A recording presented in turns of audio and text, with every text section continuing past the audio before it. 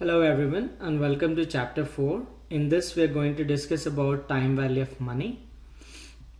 So chapter outline consists of valuing a stream of cash flows, perpetuities and annuities, solving variables other than present value and future value, which we did it in the last class, growing cash flows, how to factor growth in whenever cash flows are growing. So learning objective, value of stream of cash flows, you need to understand that, apply shortcuts to value special sets of cash flows called as perpetuities and annuities, compute the number of period cash flows or rate of return in a loan or an investment.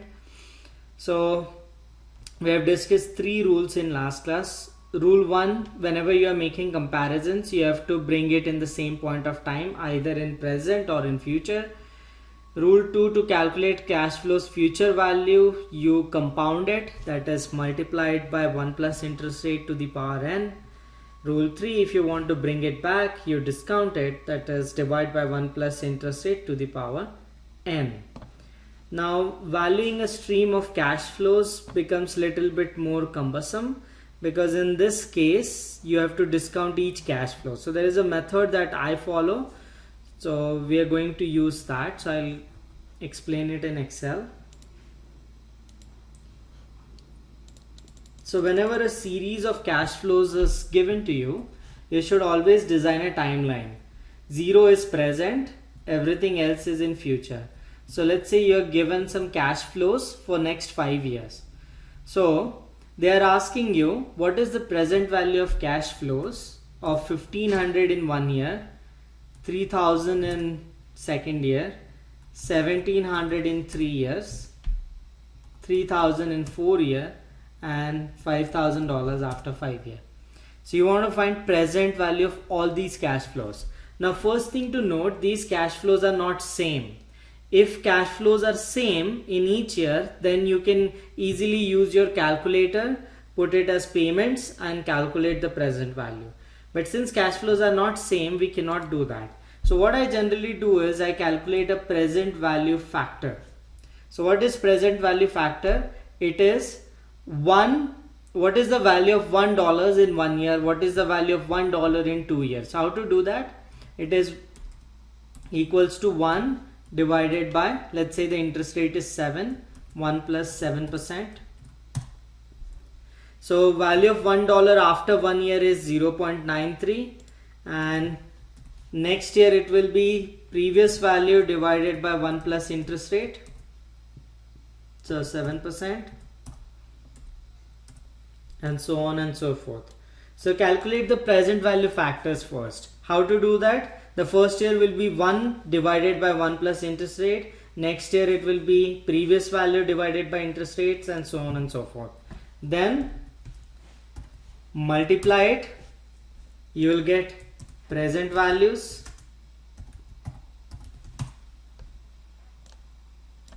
And finally add all these present values. So what did I just do? I designed a timeline, starts with 0, that is present value, rest of it is in future. I put those cash flows that are given to me. I calculated present value factor, 1 divided by 1 plus interest rate, then previous value divided by 1 plus interest rate, so on and so forth. Then multiply each term. So 1500 into this, 3000 into this, 1700 into this. Finally add everything up. That is your present value of cash flows. So they are giving you an example. So we plan to save $1,000 at the end of next 3 years at a fixed rate of 10%. So what is the present value of that? So they are doing the same thing, discounting each of these to present and adding them up. So how do you do future value? Same, like instead of calculating present value, you should have it 1 plus 7%, then 1 plus this should be, so once again, instead of present value, they're asking you future value. So how to do it? So instead of present value factors, you calculate future values. So easier way to do it, rather than creating this is calculate future value of each cash flows. So the first one would be computed for 5 years. So I'm calculating future value. Rate is 7%. NPER is 5 years. Payment is nothing, like there is no regular cash flows, but we have one cash flow of 1500. Okay. Same way, do this one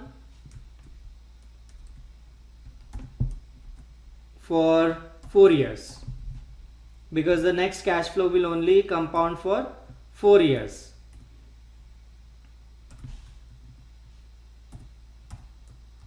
And so on and so forth, and add everything up. So you can calculate present value of cash flows, which is the most common thing to do. We generally do not calculate present future value of cash flows, but the process is same. Expand this and then add it up. So consider a stream of cash flows. We compute present value by compounding everything to today. So the formula is cash flow 0, whatever is the present thing, plus cash flow 1 discounted by 1 year, this one discounted for 2 years, this one discounted for 3 years. So you want to borrow money from your uncle Henry based on your earnings and living expenses.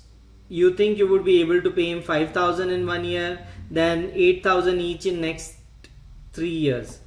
If Uncle Henry would otherwise receive 6%, what is the present value? So this is the timeline. 0, 1 is 5,000, 2 8,000, 3 8,000, and 4 8,000. You want to calculate present value. So we'll solve it by present value equation. So 5,000 is discounted by 6%, 8,000 is discounted by 6% to the power 2, 8,000 is discounted by 3, and 8,000 is discounted by 4. Other way to do it quickly in Excel. So first was 5,000, then 8,000 each.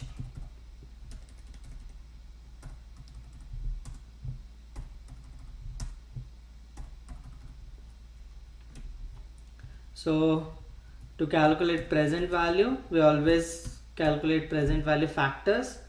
So first factor will be 1 divided by 1 plus interest rate. Interest rate in this case is 6%.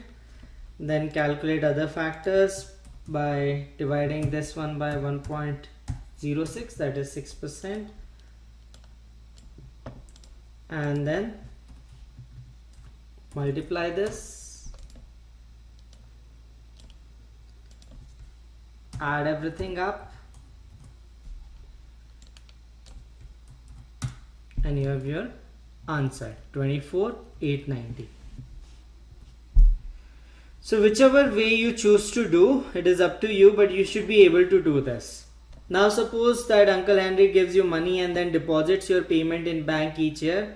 How much will you have after 4 years? So same thing, you have to calculate future value of 5,000 for 1, 2, 3 years. So 1, 2, and 3 years. Then 8,000 for 2 years, 8,000 for 2 years, and 8,000 remains as 8,000. So they have done that. Or other way, always calculate present value and expand it for 4 years. So we have present value already. So just multiply it because it's the same thing. 1.06 to the power 4. So 31,473. So even if you do it anyways, you should be able to do that. So easier way is always calculate the present value of all future cash flows, then expand that present value, that solution that you had, expand it for number of years it is getting compounded.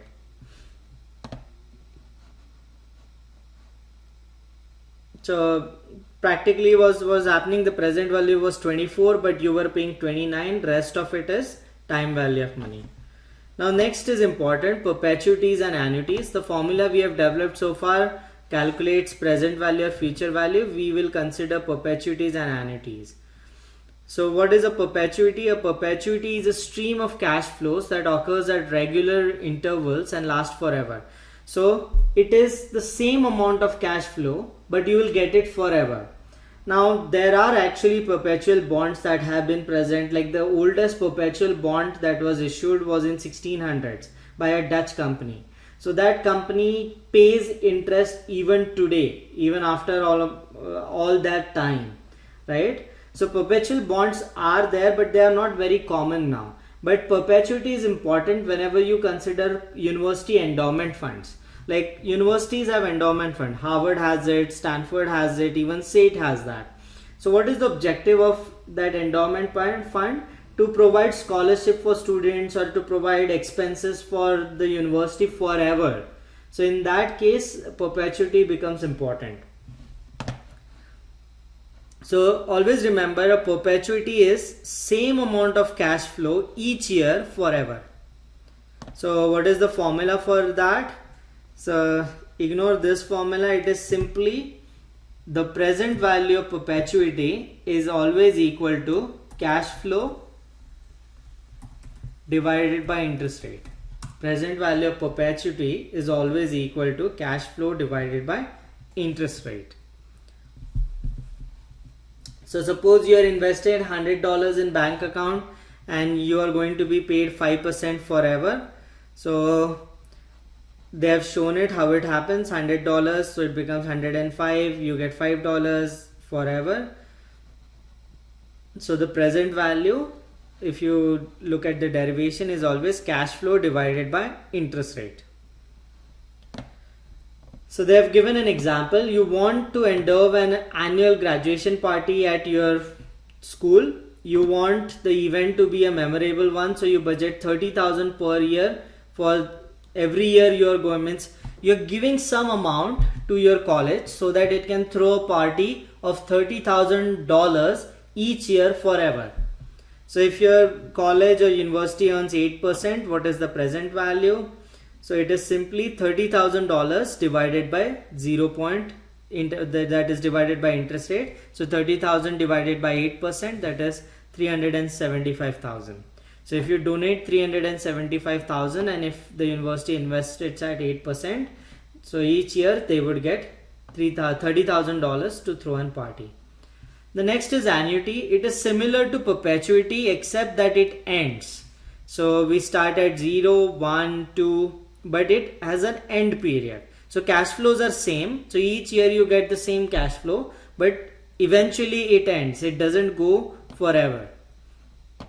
So how do you calculate present value of perpetuity? Discount each cash flow to today.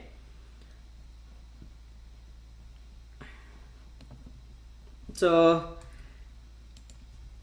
in Excel, how do you do it? You always calculate present value. So present value, open bracket, click on FX. So you put the rate of interest, let's say it's 7%. You're going to get 20 years of payments and you're going to be paid $1,000 each year. So you can calculate present value. So it will be $10,000. So this is how you do it. In exam, you have to remember to use calculator. So in calculator, there are 5 variables. So it is PV, PMT, N, I, and FV. And also a mode setting called as beginning mode or end mode. So generally in any time value of money problem, including annuities, 4 variables are given to you and you have to find out the 5th one. So in this example, generally PV you know, or PV you have to calculate. So let's mark it as yellow. The rest of it you know. Let's mark it as green. So generally in any time value of money problem, out of those 5 variables, you would be given 4. You have to calculate the missing one. And there is a setting of beginning or end. So if payments are happening at the beginning of the period, so beginning of the year or beginning of the month, you use begin mode. If the payments are happening at the end, you use end mode. So the law of one price tells us that because it only takes an initial investment of $100 to create a cash flow on timeline, the present value of this cash flow is $100. So they have shown you an example. So if you get $100 for next 20 years, so what is the present value? So easier way to do it. So this is the whole formula.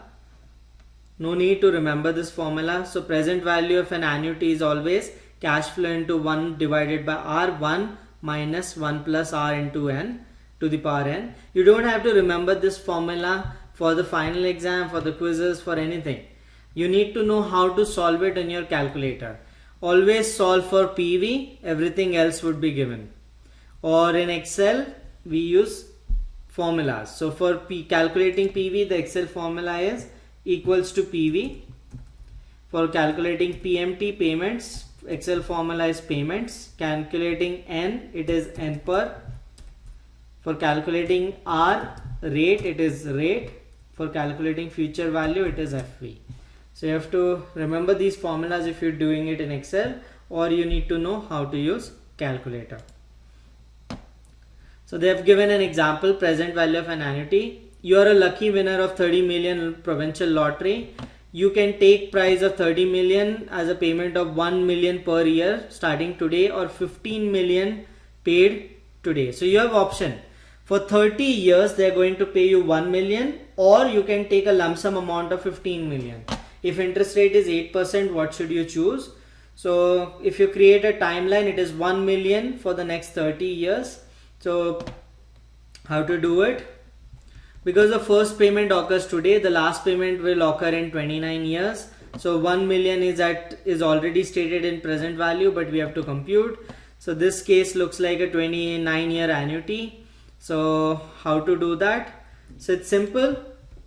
In Excel or in calculator, use present value. You have to calculate present value. Rate of return, rate of interest that they have mentioned is 8%. Yeah, it's 8%. N per, you're going to get it for 30 years. We do not put 29 because we are going to adjust this type as 1. Type 1 means begin, type 0 is end. So since we are adjusting, we don't have to. So you're going to get 1 million. Future value is 0. So it is somewhere around 12.16. So if you are getting 12.16 million, if you take it in staggered amounts, or you can get 15 million lump sum. You should ideally choose 15 million lump sum. Financial calculators can handle annuities easily. Just enter cash flows and calculate for present value. The reason for the difference is if you have 15 million today, you can use 1 million immediately and invest the remaining at 18%. So you get 1.12 million in perpetuity. So ideally you should take 15 million instead of taking 1 million for the next 30 years. Now next is future value of annuity.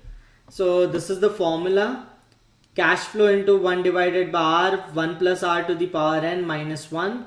But we don't use formula. So either use Excel or use your calculator to solve it. So let's do that.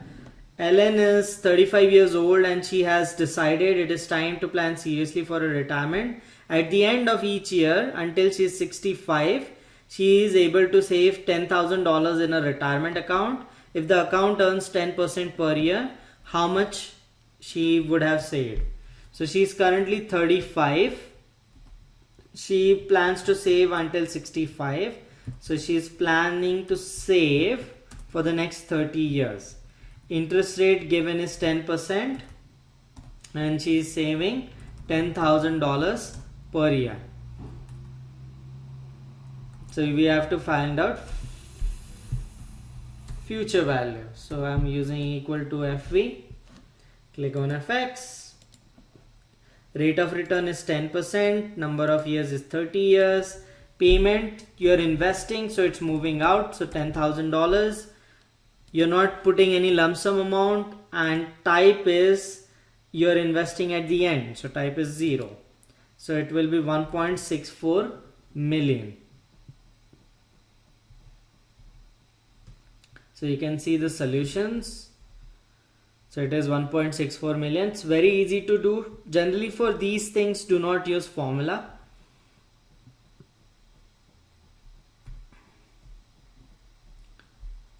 So in some cases you have to solve for other values rather than present value and future value.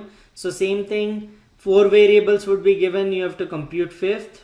So solving for cash flows, this is the formula, but we don't use this formula, we just calculate payments in calculator or Excel.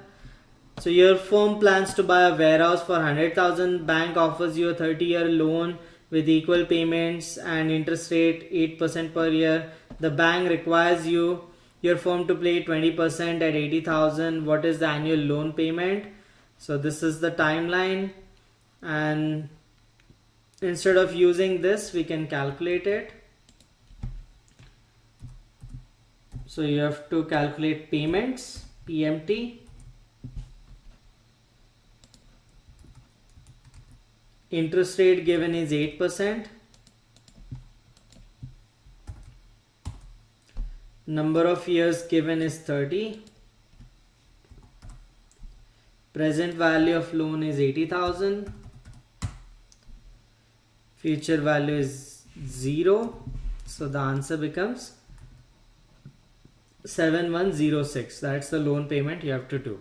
So it's very easy. Don't get bogged down by the formulas. We generally do it on Excel or on calculator. So practice your calculator well. So we did that. So you need to pay this much to repay the loan. Same way, sometimes you have to find rate of return. So in Excel, to find rate of return, we use function called as rate. So let's do that. Suppose you have an investment opportunity that requires $1,000 investment today and will pay you 2,000 in 6 years. How much is the rate of return? So fx, n per is 6 years, payment is 0. You're putting down 1,000 today, you're going to get back 6,000 in future. Signs are extremely important. Whatever you invest is negative, whatever you get is positive. So just solve for it. So it is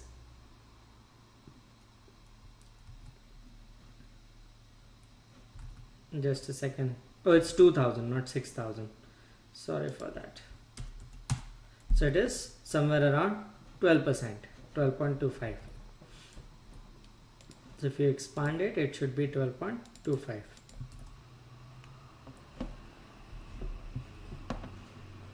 So say, suppose your firm needs to purchase a forklift. So the annual payment of the loan. So your price of forklift is, if you pay 40,000 cash, the annual payment is 15 grand. You can solve for rate of interest same way, right? Just put PMT as 15 and put 40 as PV and solve for R. So you should get R of 18.45. So N is 4, PV is 40, PMT is 15, future value 0, solve for I. So you should get 18.45.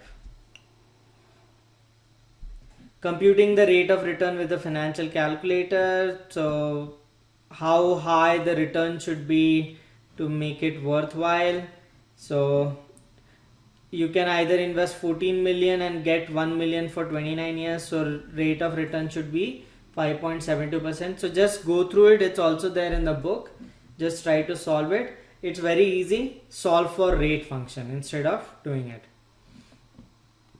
So we'll solve problems like this in the chapter end problems too. So I'm not spending more time out here. Solving for n is the same way, right? So they have given some time has passed and you have already saved $10,050. You can now afford to save 5,000 per year. Interest rate is 7.25%. How long will it take to achieve a goal of 60,000? So you need to solve for n per. So equals n per.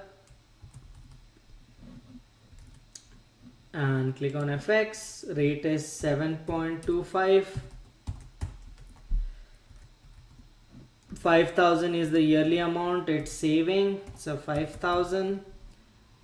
You're putting money, so it's negative. You also have a lump sum of 1050. Then you need 60,000. So signs become extremely important. You're going to get 60,000 by investing 5,000 regularly and 10,000 in lump sum. So what should be the interest, what should be the N per? N per should come to around 6.99. So if you solve it, it's around 7. Now there is a special kind of perpetuity called as growing perpetuity. So what is growing perpetuity? The cash flows are not same each year. The cash flows actually grow. So instead, so let's say you're going to get 100 in year 1, but this 100 grows by 3% every year. So a growing perpetuity is a stream of cash flow that occurs at regular interval, but the cash flows grow at a constant rate forever. For example, a growing perpetuity with the first payment of $100 grows at the rate of 3% as following timeline. How to solve present value?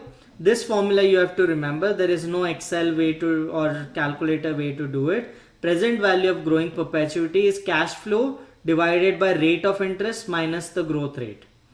Cash flow divided by rate of interest minus the growth rate.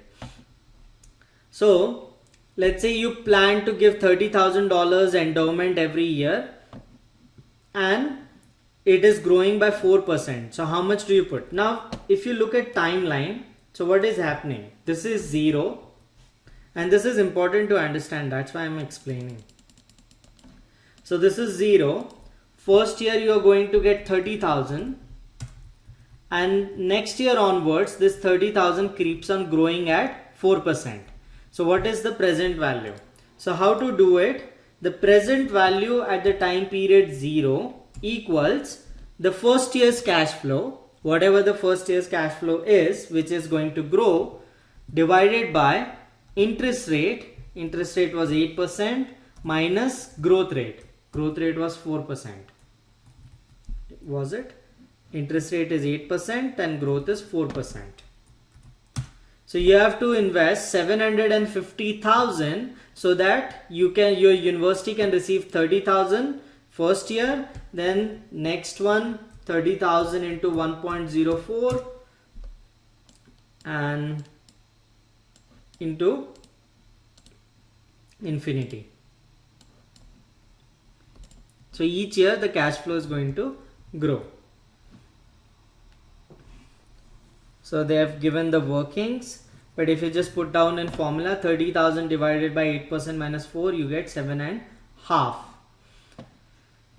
Endowing or growing perpetuity, you need to double the size of your gift. So instead of 375,000, if you want your perpetuity to grow by 4%, you have to double your size of gift.